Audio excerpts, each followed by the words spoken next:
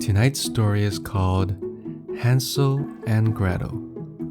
Once upon a time, a poor woodcutter lived in the forest with his family. His wife was old and cruel, but he loved his two children, Hansel and Gretel, very dearly. The woodcutter worked hard, but there was never enough food in the house. One day, the woodcutter's wife announced, "Tomorrow, we're going to take the children deep into the forest and leave them there." The woodcutter was horrified, but his wife persuaded him that they must do this or they would both starve. But Hansel, who had been kept up by hunger, overheard what was said. He got up, went outside, and gathered plenty of small white pebbles, which he put in his pocket. The next morning, the whole family went out into the forest. They walked for a while before the wife decided to stop. "Stay here," said the wife. "We're off to look for some firewood and we'll come back very soon." But of course, they never came back. Fortunately, Hansel had sprinkled the white pebbles along the path. He took his little sister's hand, and by nightfall, the two children had found their way home. The old wife was very angry when she saw the children on the doorstep. She said to the woodcutter, "Tomorrow, we will go even deeper into the forest, and then they will never be able to find their way back." Once again, Hansel heard everything. But when he tried the door, it was locked. This time, Hansel couldn't collect pebbles, so he thought of another idea. The next morning, they all walked into the forest again. Farther and farther they went, and the woodcutter and his wife walked on far ahead. Hansel and Gretel were very hungry, but instead of eating the bread they had been given, Hansel had crumbled it and threw the breadcrumbs on the path behind him. "We will follow the crumbs, and this is how we will find our way home," he told his sister. They were very tired as they had walked so far, and they soon fell asleep on a grassy riverbank. When they woke up, it was almost nighttime. The woodcutter and his wife had gone. But when the children tried to find their way home, the breadcrumbs were nowhere to be seen. "The birds have eaten them." "Now we will never find our way home," cried Gretel.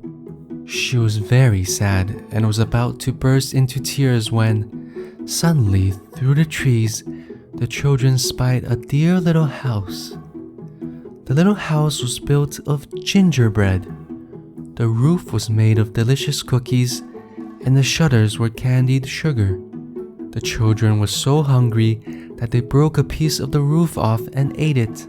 While they were enjoying the delicious taste, an old lady came out, cackling to herself.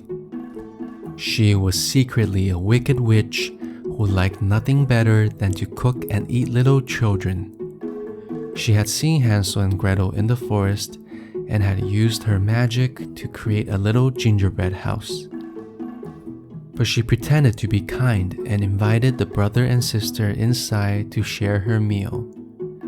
The pair had never seen so much food before, and their eyes sparkled. There were drumsticks, meatloaves, and even steaks. They wolfed down the plates one by one. Once dinner was over, they were so exhausted and fell asleep immediately. When they woke up, Hansel found himself shut in a cage and called to Gretel for help.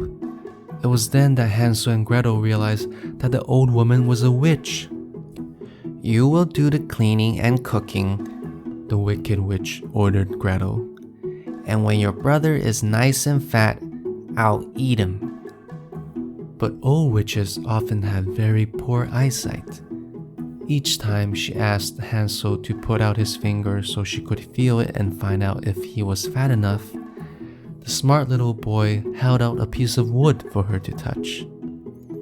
"Skinny, you are still too skinny to make a good dinner," she complained. Finally, after a month passed by, the wicked witch lost her patience. She asked Gretel to open the oven door and light a fire on which to roast her brother. When the witch bent over to see whether the fire was hot enough, Gretel pushed her inside, shutting the door tightly behind her. The old woman shouted and shouted. As the witch struggled in pain, Gretel rushed over to free Hansel from the cage. Inside the house, the children discovered a sack filled with gold, diamonds, and precious stones.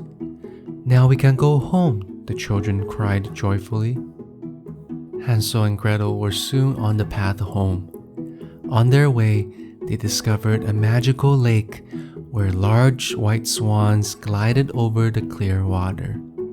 The two children would have to cross the lake in order to get home, but they could not swim because their pockets were so heavy with the treasures they found. "I have an idea," exclaimed Gretel. "We can each sit on the back of a swan and they will carry us across to the opposite bank." So that is what they did. When they arrived home, the woodcutter wept with joy to be reunited with his dear little children. Since they had been gone, his cruel wife had died, leaving him all alone. Hansel, Gretel, and their father promised never to leave each other again. They lived happily ever after and were never short of anything. The end.